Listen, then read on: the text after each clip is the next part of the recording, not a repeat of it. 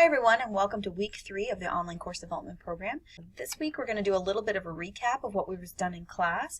One thing that I asked you to do is think about and communicate with us one thing that you're excited about and one thing you're nervous about. And I made notes and wrote them all down and made comments when there was multiples or some different ones.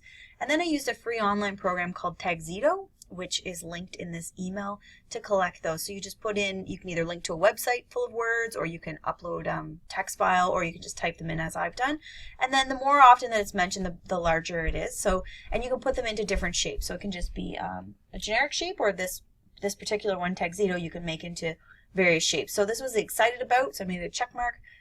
So things that people are interested in are being able to try some things online, the technology, learning new things was a big theme, new ideas. Lots of people are excited that Gordon is involved. You'll notice my name is not anywhere here. I'll try not to be hurt.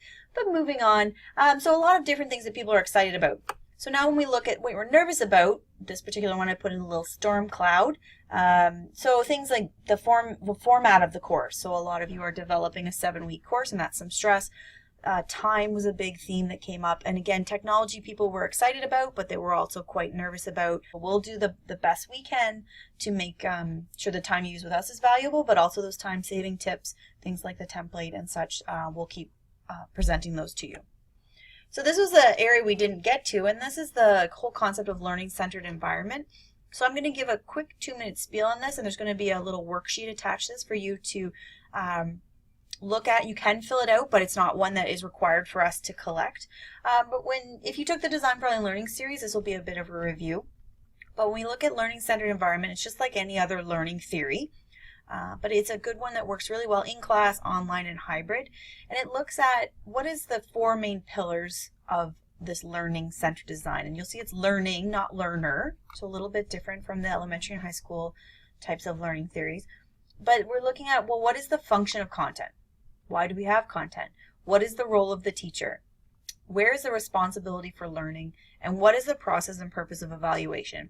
And this really puts a magnifying glass on these areas when you're looking at online. So, for example, what is the function of content? And it's moving from, you think about it on a spectrum, so it's moving from knowledge transmission to knowledge construction.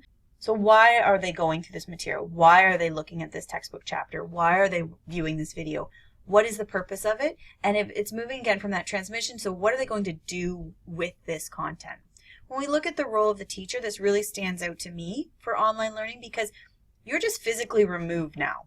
If you're blended or hybrid, you will see them for that hour, but for the online component, you're not there. So it's moving from instruction to student learning. So like I said, the first day, when we're preparing to teach a course, we usually say to ourselves, okay, well, how am I going to teach this? This is a complicated topic. How am I going to teach this to them? And when it's online, you really have to think, well, how are they going to learn it? You're not there in the same way. So it's looking at, well, what is your role? We look at responsibility for learning. It's moving from that one-sided to shared. So the example I like to use for this is, you think about university classes, you have that expert professor. They stand at the front of the room, and they are transmitting knowledge to you. If they don't say something, if they don't come to class that day, really the responsibility is all on them. And we're moving from more that we want the students to take a responsibility.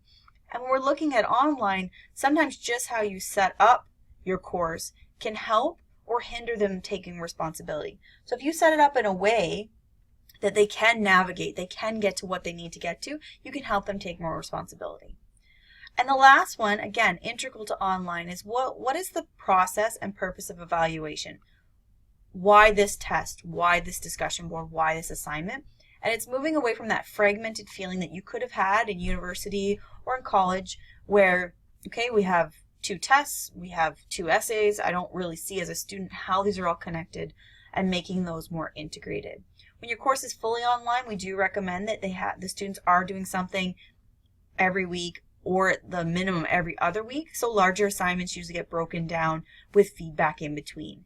You may move away from, if you have the flexibility in your course outline, you may move away from 2 large tests, as in a midterm and a final, to smaller tests and more self-check type of quizzes.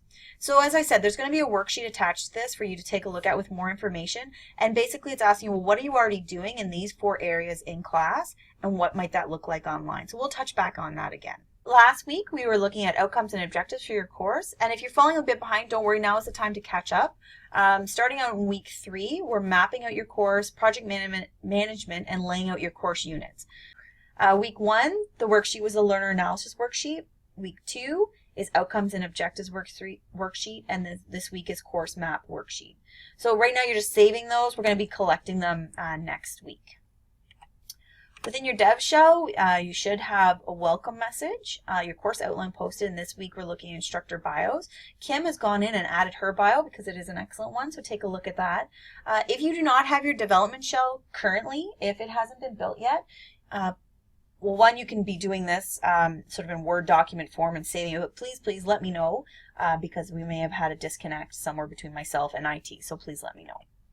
So this week in class, we're starting up our past participant course walkthrough. So those are about 15-20 minutes. So Kim's going to go first, and then it's Gordon, and he's going to be doing an overview of Blackboard features for online teachers. If you are in the Ontario Learn group, so if your course is going to Ontario Learn, the last 20 minutes, we are going to end Gordon's section at 11:40. The last 20 minutes is going to be a question and answer session because I did get a lot of questions from that group the first week, so I want to make sure that I'm giving you the right answers. So from 11:40 until 12, we're going to have a Q&A with the Ontario Learn coordinators, and the manager is going to come in. So please bring your questions. I did talk to them already about some of the questions I already got, so they will be prepared for those. But if you have anything else, please bring that along. So attached email will be top 10 rules for developing your first online course, 9 best practices for teaching online, quick guide for new online faculty, part 2. So if you took a look at part 1 last week, this is part 2. And the recording of last week's session all broken down. Okay, that's it for this week, and I look forward to seeing you all either by WebEx or in class.